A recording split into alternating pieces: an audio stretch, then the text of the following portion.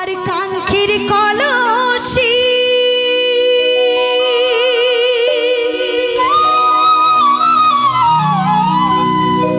জলে গিয়াছে ভাসি,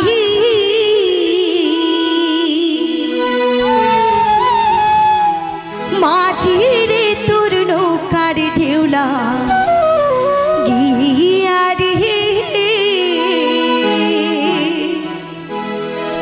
মাঝিরে তোর নৌকার ঢেউলা গিয়া।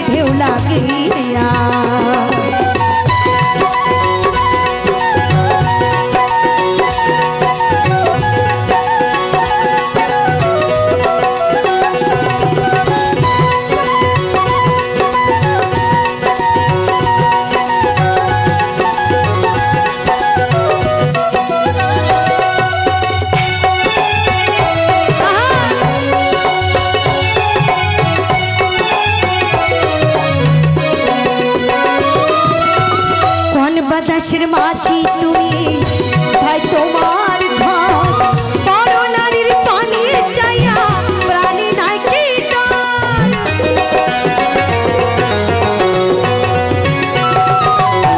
কোন বাতাসের মাঝি তুমি ভাই তোমার ঘর, বড় নারীর পানি চাইয়া প্রাণী নাই কি ডর। আমার ভাই জানিলে তোমায় দেবে রে জেলি,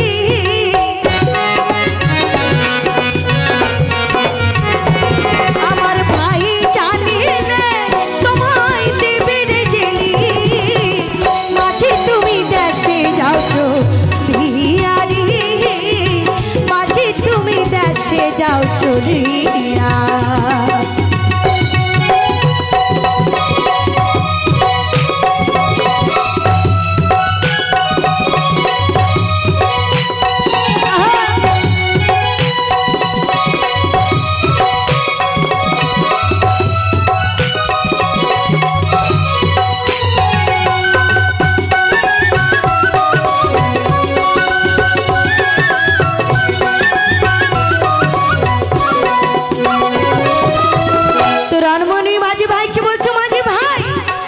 কন্দাসে বাড়ি কন্দাসে ঘর, আমি যে একটা বড় নারী, তুমি আমার পানি অমনভাবে চেয়ে আছো, তোমার মনে প্রাণে কি কোনো ডর নাই?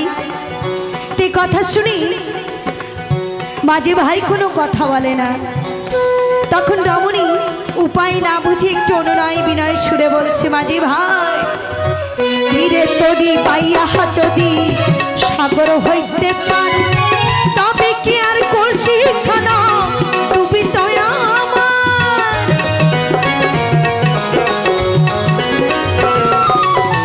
ধীরে তরি পাইয়া যদি সাগর হইতে পার, তবে কি আর কলসি খানা ডুবি তয়া আমার। আমার সহি না ধীরে আমি উপায় কি করি,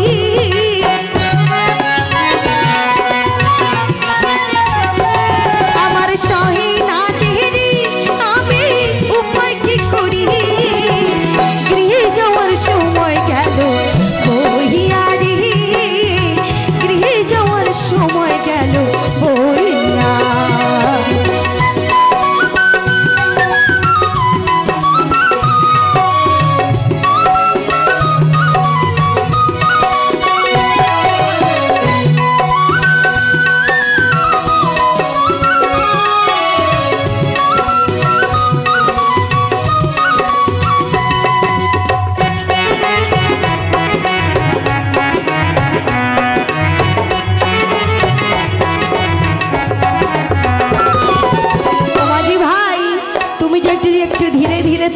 না বাইতে, তাহলে আমার এই কলসিখানা আর ডুবে যেত না।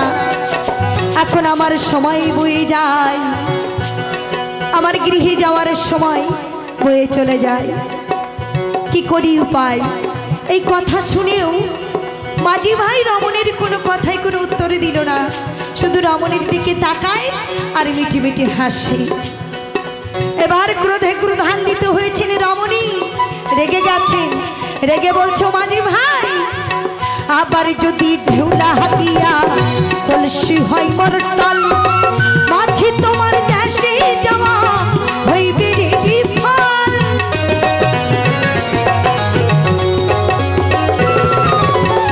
আবার যদি ঢেউলা হাতিয়া কলসি হয়